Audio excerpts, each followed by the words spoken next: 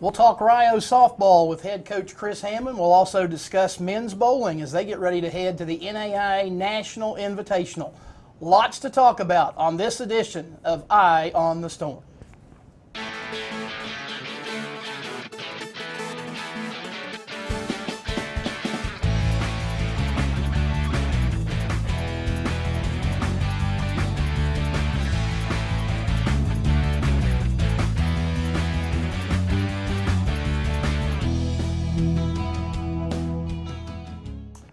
Hi again, everybody. It's the March edition of Eye on the Storm. Randy Payton, the Sports Information Director here at the University of Rio Grande, joined by my co-host, Athletic Director Jeff Lanham. We're going to talk softball here in a minute, but more than halfway through the respective spring seasons and actually getting ready to head into the home stretch and an exciting time here on campus. It is, and you know, springtime, everybody gets the springtime bug, wants to go outside and looking for warm weather, and today's a beautiful day, and you know, hopefully we can get some good days coming up here for our activities. And one of those guys looking for some good weather is, as we said, head coach Chris Hammond, the Rio Grande softball coach. He joins us on the show today. And Coach, we mentioned, I guess a little beyond the halfway point of the regular season, or right around it, you guys 18-10 among the teams that are receiving votes in the current NAIA poll. And kind of talk about your season to this point. You got 10 losses, but at the same time, when you look at your schedule, you played a tremendously tough non-conference schedule.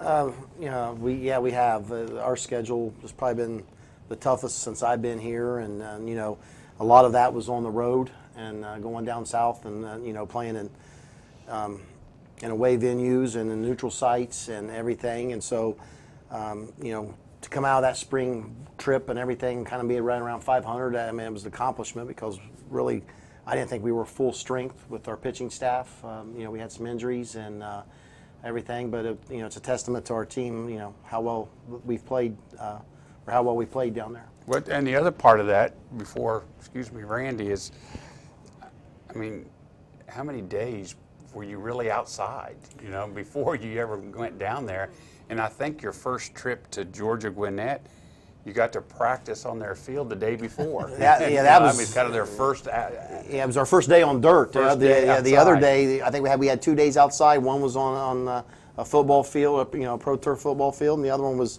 on our practice soccer field down there. So, no, we really hadn't been outside until then, and it does make a difference, and you know, because we kind of kicked the ball around a little bit when we were down in Georgia Gwinnett.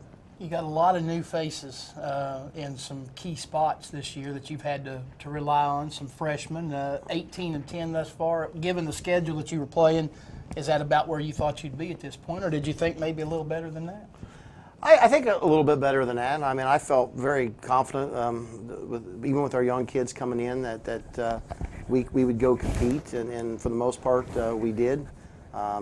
You know, I think sometimes the inexperience did kind of show, and the one thing that I think's been difficult with this type of group, it's been difficult to kind of, I guess, find an identity or try to put that lineup together where I feel very consistent. You know, and you know, we got right now that number 2 spot in our lineup to me is very huge, and no one's really stepped into that 2 spot yet, and I'm still trying to put a piece in that puzzle. So can you tell us why you think that's such a key spot?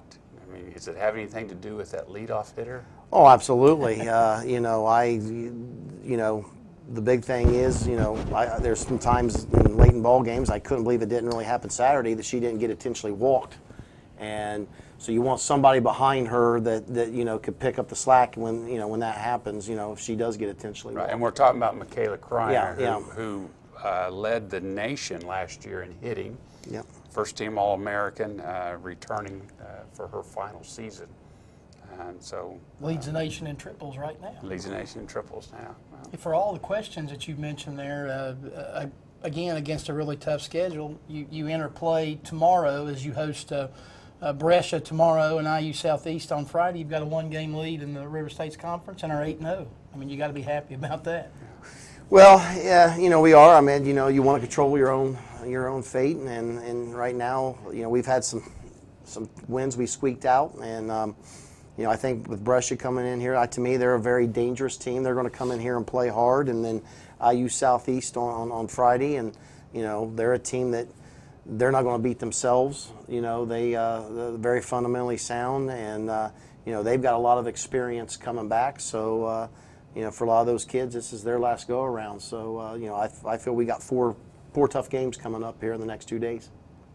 That IU Southeast game, I know or doubleheader, there's still a lot of softball still to play after that, but when you see how the conference standings are shaping up right now, that very well could be for who decides the conference championship.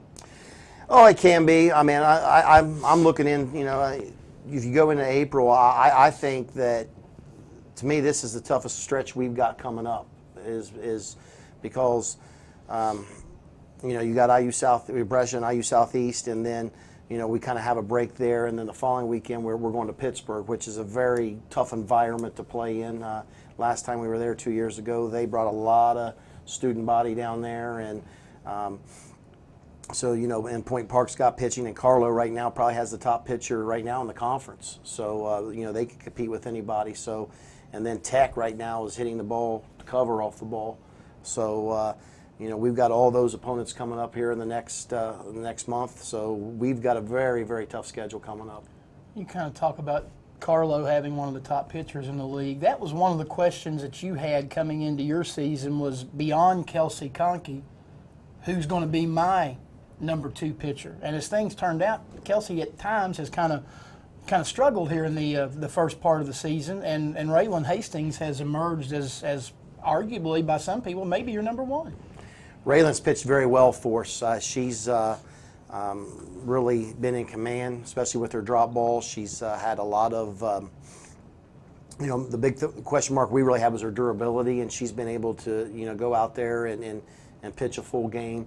And you know, she's a kid that works hard, and it's paid off. And like I said, she has really carried us kind of through the month of February and kind of here in March in the circle. And you know, hopefully we can Kelsey back at full strength, and she's ready to go. And I don't want to leave out Nicole Brown, a freshman that just defeated the number 25 team in the country. There's a photo of Nicole right there. We saw a picture of Kelsey a few moments ago. They're only their second loss of the year. Only their second loss, and you know, it was really great to see her come out and have that kind of performance. Tell you what, you've got another young lady that I think we've got a photo of who's hit the ball really well of late, and there she is sliding into home plate against UNOH last week, and that's Taylor Webb. Yeah, Taylor, she can hit it, and right now she's kind of finding her groove and swing the bat, and you know, she's playing with a lot more confidence right now. Those are nice pictures. I think our trainer Tara Gerlach is the one who is involved with most of those pictures. Yep, there's another one of a young lady who another freshman. You know, she's hitting right now under 300, which, you know, a lot of people might say that's not an outstanding year, but Kenzie Cremeen's 9 home runs. I think that leads the conference. It definitely leads the team, and she's a young lady that's come up with some big hits for you this year. Well, she has. I mean, she came up with a big home run in the top of the 8th inning down at Cincinnati Christian this past weekend, and you know, big thing with her, she's an athletic kid that's very strong, and you know, she gets good bat on the ball. You know, she can hit a lot of home runs. There's no doubt about it. She's kind of platooning at the catcher position. Yeah, she's kind of platooning at the catcher's position. Actually, we kind of gave her some outfield reps yesterday, trying to try to find a spot with her on the field. We kind of worked with her at first base some. I don't think she really felt comfortable there, so yesterday we kind of worked with her a little bit in the outfield and gave her some outfield reps to try to get her in our spot on the field. But a lot of people don't realize how much catching does take out of you in a college game, and not only physically but mentally. And as a freshman coming in, every time we go out, we play 2 games, and in high school, it's one game. And many of them, if you're on a good high school team, you're playing 5 and 6 innings. You're not even getting to 7 innings because you're killing people at times, and that doesn't happen here. No, it doesn't happen here. Plus, you know, even in travel ball or summer ball, a lot of those games are on time limits, so they never go a full 7 innings. Right. So you know, a lot of those kids don't catch a full game, And you know, she, like I said, has worked hard behind the plate. You know, we really didn't know if we were going to have Kayla full time back there, or even at all. And then, you know, so we really spent the month of January working with Kayla or with Kenzie behind the plate. And like I said, she's been catching Kelsey. We kind of flipped it around on Saturday and let Kayla catch Kelsey, and then Raylan catch, or Kenzie catch Raylan. And she did a great job because Raylan throws a lot of drop balls. So the bad side of that, a lot of balls go in the dirt. And Kenzie did a great job blocking the other day with Raylan. Well, you think about it, you've played 28 games already, and I mean that's a high school schedule. Oh, that's a high school schedule. And then some. And then some. And then and hopefully we got a lot more coming up. Sure. We talked about you've got Brescia here tomorrow and IU Southeast on Friday, and then you're basically on the road for the entire month of April. And you mentioned you played 20-some-odd games before you finally got to play a home contest. Given that, the fact that you're on the road for most of April really is no big deal for you guys because you've spent so much time on the road already. Yeah, I mean, you know, and at least it's not 8-9 hour trips, you know, Correct. for most of these. So, you know, those do take a toll. You're not in your own bed, you know, but we've not been really on the road for that much in March here. So, you know, hopefully going to, you know, Pittsburgh and you know, we got a trip to Lourdes coming up and a trip to UNOH. So, you know, hopefully 4 hours trip to Pittsburgh will seem like 2 compared to what we took early in the spring. Before we let you go, we said there's still a lot of softball to play, but we're not all that far out now from the conference tournament, which will take place, I guess in the first days of May up at in Vienna, West Virginia, and kind of a different setup for the conference tournament this year. 2 less teams going and 1 more day added to the schedule. Yeah, well, you know, I guess the thing, you know, having 6 teams, I mean, if you're a 1 or 2 seed, you're going to get that bye. You know, I know you weren't really a big fan of dropping down from 8 to 6. No, I liked it with 8 for the simple fact I think it gave you know, teams in our conference and those student athletes an opportunity to play in the postseason. You know, it's always an accomplishment to get to the postseason, and you know, when you get a tournament, anything can happen. And you know, if you just get hot one weekend, it's all it takes. And I mean, I've seen it happen. You know, and I think this, as much balance is in our conference this year, it's going to be a shame because there's going to be somebody left out that probably could compete in that tournament, so that's why I think this month of April, you're going to see everybody's best come out. You still think to some degree that people in the conference are jealous of you guys? The fact you're 8-0 and you're leading the conference, and yet you haven't had a player of the week or a pitcher of the week yet. Well, you know, sometimes you don't necessarily have to have the best players. You better have the best team. And honestly, I think you could ask any of our kids, the only trophy they want or award they want is that championship trophy. And you know, I don't know if we've had anybody really stand out. I think you know, we've done some good things, but you know, it's some of those other players that's got those awards are well deserving, and they've had great weeks and everything. So, you know, congratulations to them. And you know, I think our if we win some awards in April, I know we're playing pretty good ball. Well, we wish you the best of luck the rest of the way, starting this weekend, tomorrow with Brescia, IU Southeast. Those are both 2 o'clock doubleheaders here on campus, and big games, particularly the ones on Friday against IU Southeast. They're a game back of Rio in the conference standings right now. We wish you good luck this weekend and the rest of the way, and thanks for joining us today. Well, thank you very much.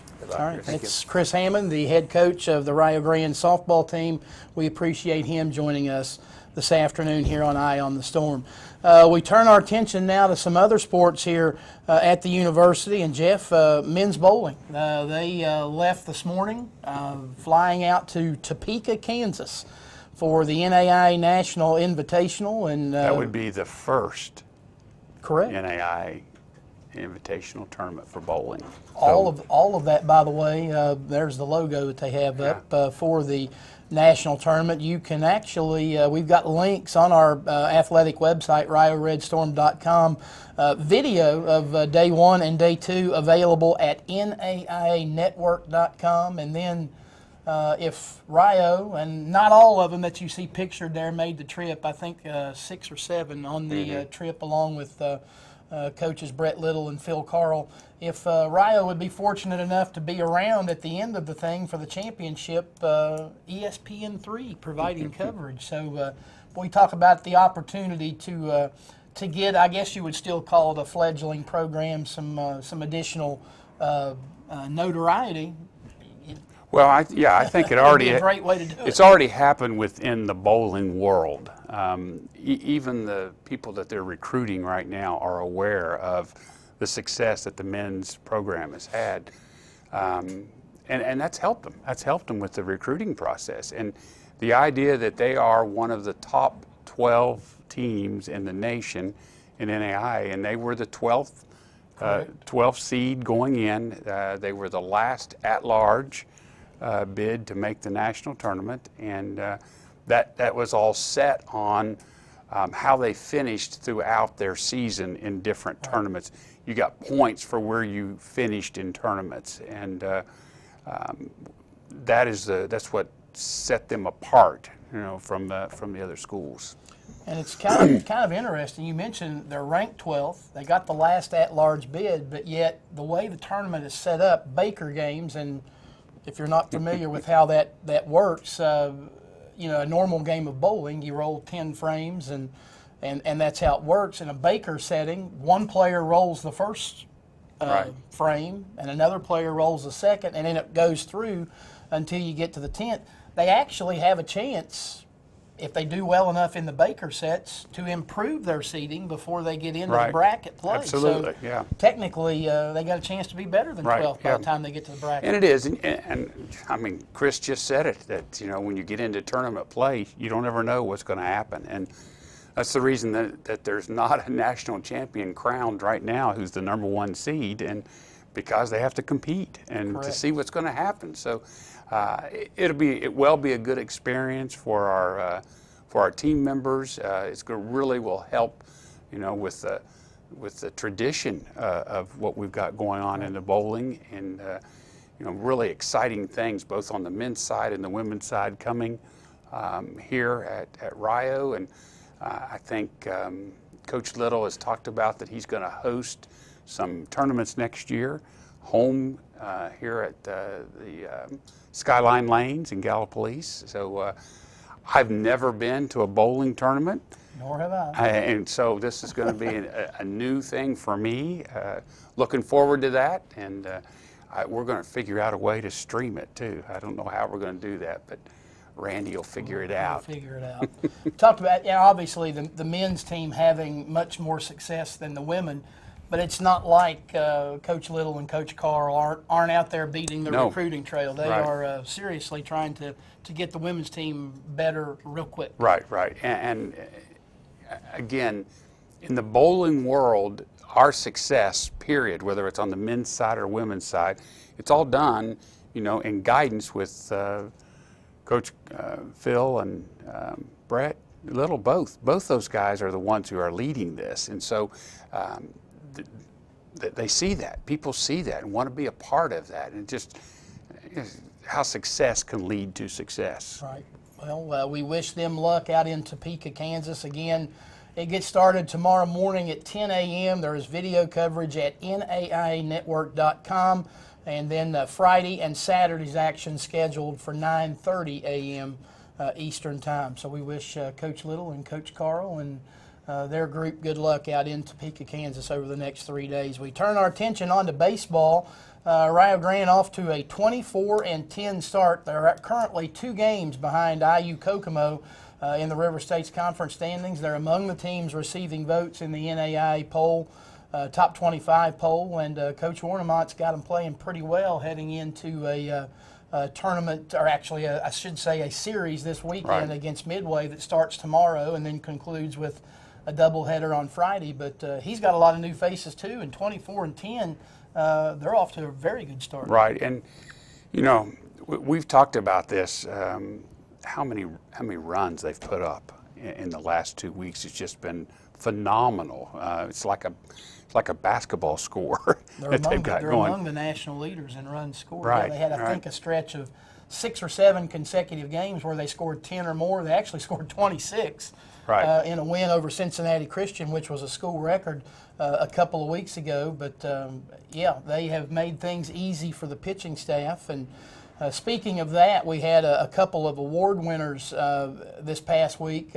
There on the left, you see Clayton Sorrell, who was named the Player of the Week in the River States Conference. And on the right-hand side, that is Zach Harvey. And for Mr. Harvey, in a win over Brescia last week, he became the school's all-time strikeouts leader. He tied the school's career record for shutouts. And a senior out of Canova, West Virginia, Zach is making the most of his final season in a Red Storm uniform. It is, and it's you know, up there in the press box every once in a while you have, especially if it's rainy and cold, you have a lot of people that end up in there. And we have seen quite a few scouts that have come in, and that's one person they're looking at is Harvey, just because of the sheer numbers that he's put up. Right. So, you know, it is.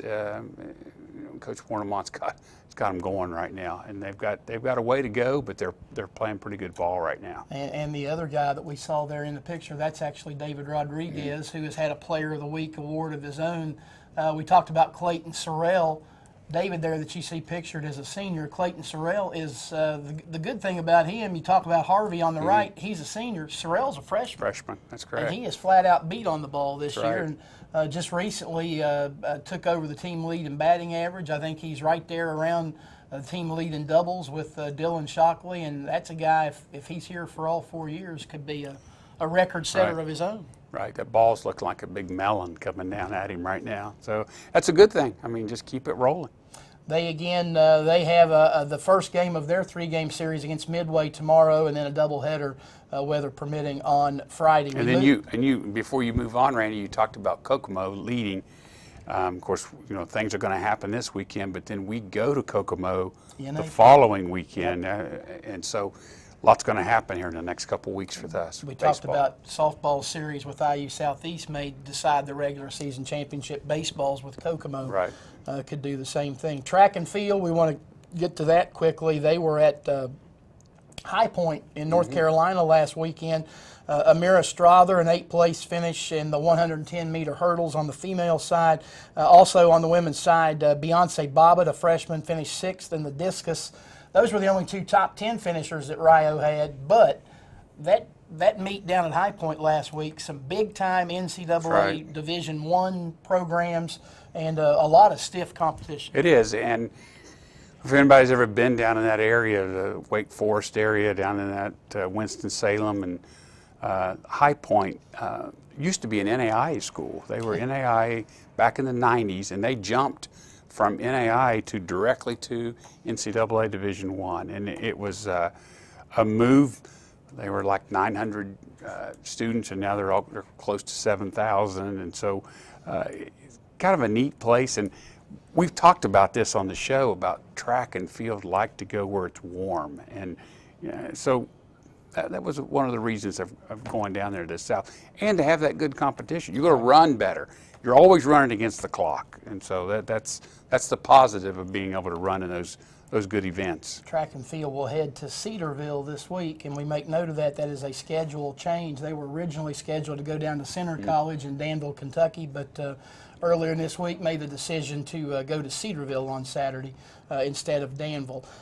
Golf getting its season back into play this week. They actually began their spring schedule about 3 weeks ago. The men finished 3rd and the women finished 1st. Their actual first place finish down at a tournament hosted by Hiawassee College in Kodak, Tennessee. This weekend they'll be in Sevierville, Tennessee for the Johnson University spring tournament, and that's another program kind of like bowling that is starting to come around. Starting to move forward, and Keith has already signed got some good commitments from individuals for next year. They're going down to Knoxville, Tennessee, is where this is. Sevierville, I believe, is where the airport is in Knoxville, just on the other side. So it's pretty good ride, but again, you get into some warmer weather, and it's good for those outdoor sports to have some of that warmer weather. And really good to see the ladies finish first in their division Absolutely. at that last tournament, because Absolutely. they had, kind of like the women's bowling, they had taken their lumps to some Right. degree, but finally get a win to talk about. It is, and that's, like you said, the first ever, because we've never had a women's team prior to this, so it's their first ever championship. That trophy will go in our trophy case for that reason. One final item that we want to get to before we wrap up our show, and that is we kind of revert back to women's basketball and talk about all the injuries that we had this year. But one lady who managed to play injury-free, that is Jada Carter, who you see pictured there. A third-team All-American selection. She was named a honorable mention WBCA All-American selection, and you and I have been around her enough, and she's put in all 4 years here at Rio. Very deserving of the honors that she got, and you could make the argument that she probably maybe had deserved something better than third team. Well, and the idea of people don't realize what she had to go through that last third to half of the season with all the injuries, which we've talked about. Right. And she just stepped her game up. And that in itself is just enough to show the caliber of person that she has, the drive that she has. And an employer out there is going to love her because she is a team player. She knows how to work hard. She knows what it takes, and she knows how to win. She knows how to lose, and she knows how to deal with people, and she has done a great job with that. All 4 years she's been here at Rio. And we mentioned all 4 years. That is something that in this day and age, it's, let's face it, it's a rarity anymore that you see Right. a student athlete who's here for all 4 years. I gave you that stat that last year in Division I basketball, there were 800 transfers. That's amazing. 800 transfers. Not here at Rio. That was a good thing. And Jada, a young lady from New Philadelphia, Right. Ohio, who, as we said, was a first-team All River States Conference and was a River States Conference Player of the Year, and somebody who was very deserving of all that. Yeah, congratulations. Well, with that said, we have come to the end of our March edition of Eye on the Storm. We appreciate Chris Hammond, the head softball coach here at the University of Rio Grande, for joining us. And again, we wish the best of luck to our men's bowling team out in Topeka, Kansas for the NAIA National Invitational Baseball and Softball this weekend, both with Big River States Conference Series. You can find all of our scores, all of our schedules at our athletic website, www.rioredstorm.com. For Jeff Lanham, Randy Payton saying so long, and we'll catch you next time with our next edition of Eye on the Storm.